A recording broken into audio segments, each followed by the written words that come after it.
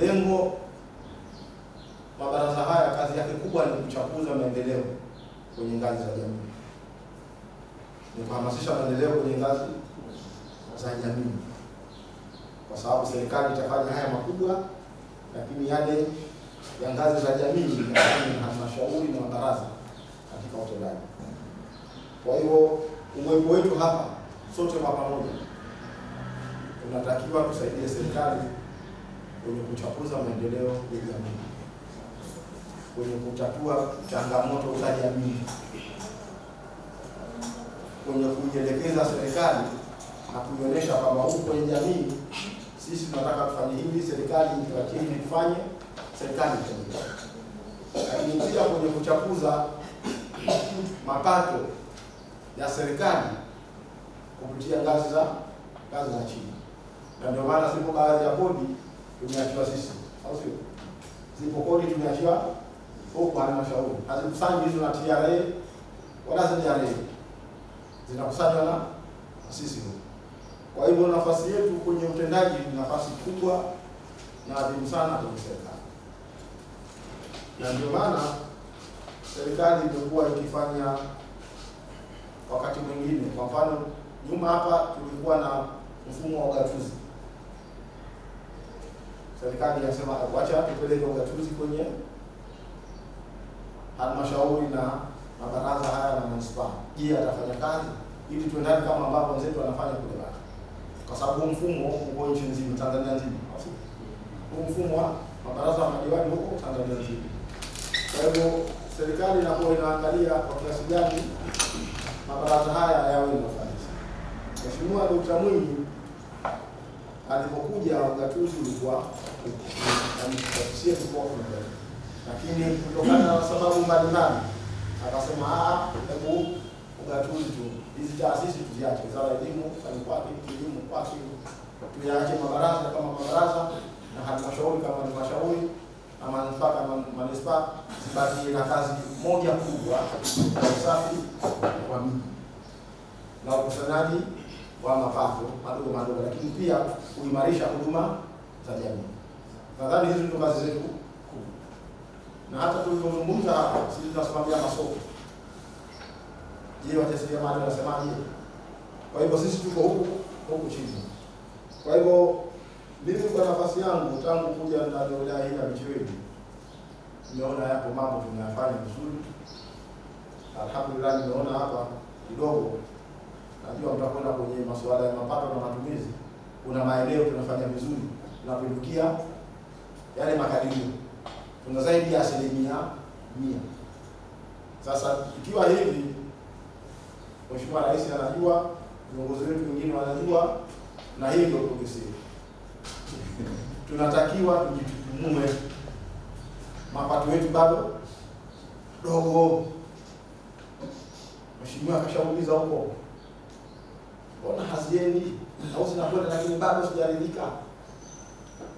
Kwa hivyo yapo maeneo tunakwenda vizuri, lakini yako maeneo haziendi vizuri. Kwa hivyo baraza haya ndio tunatakiwa tuwe wabunifu, kwa sababu sisi ndio tunawasikiliza wilaya, Mheshimiwa madiwani, kila mmoja ana eneo lake. Sasa kutokana na hiyo tuliitana juzi na mkurugenzi, nikamwambia mimi na timu yako ndogo kupanga utizame.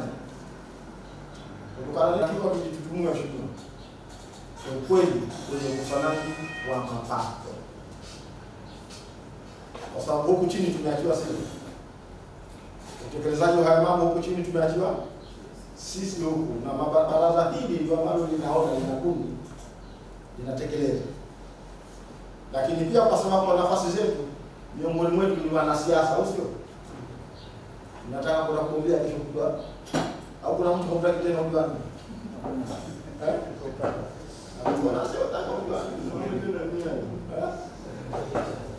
Sisi Mheshimiwa Rais Dr. Samia juzi alikuwa, nafikiri umeiona, anataka kumwombea Mheshimiwa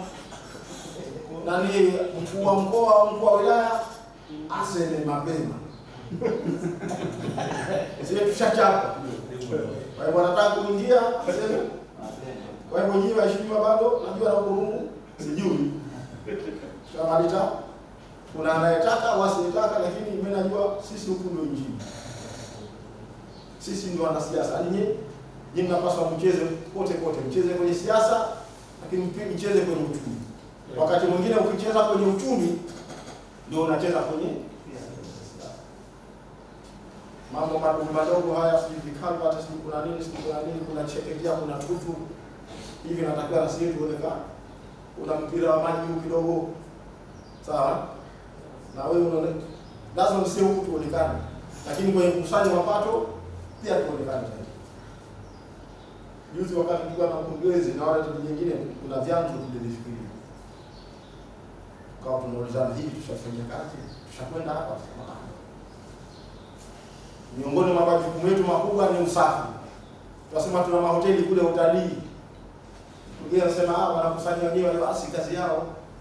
Suala la usafi ni suala la wale tuwaendee, tuambie, ikiwezekana tutafute mechanism, zile pesa watu pesa. Zile pesa zingekuwepo, si kazi yao.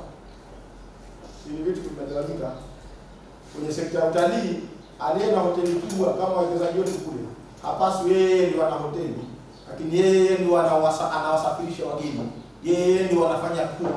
Kwa anachapa kwenye hoteli yake, yeye ndio mtu mwingine ampeleke kwenda ukaone kwa mambo hivi. Unatakiwa hizi zigawanyike. Kwa hiyo hata kwenye usafi, mwenye hoteli kubwa hata kiu ya kwenye usafi, suala la usafi kwa mujibu wa kanuni ndio si msimamizi. Yale mapato yaje kwetu. Na mambo mengine hajui kufikia mpaka mbuzi. Tukasema hawa wanazungura hawa kanuni si tunazo, tunazisimamiaje?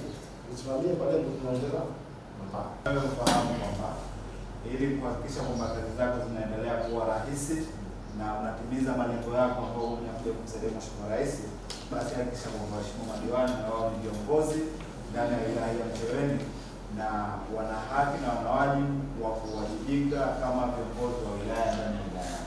Naamini kwamba hilo nalifahamu na unalifanya kazi ulikotoka. Ni kuombe tu kukumbushe na hapo uendelee nalo kwamba hawa Mheshimiwa madiwani ni viongozi pia ndani ya maeneo yao, wanahitaji uwepo wako, wanahitaji ushauri wako, wanahitaji ushirikishwaji wako ili kuhakikisha kwamba tunafanya kazi kwa pamoja. Sisi sote ni wamoja, sisi sote ni Wazanzibari, sisi sote ni Micheweni. Kwa hiyo Micheweni wajenzi wake ni sisi.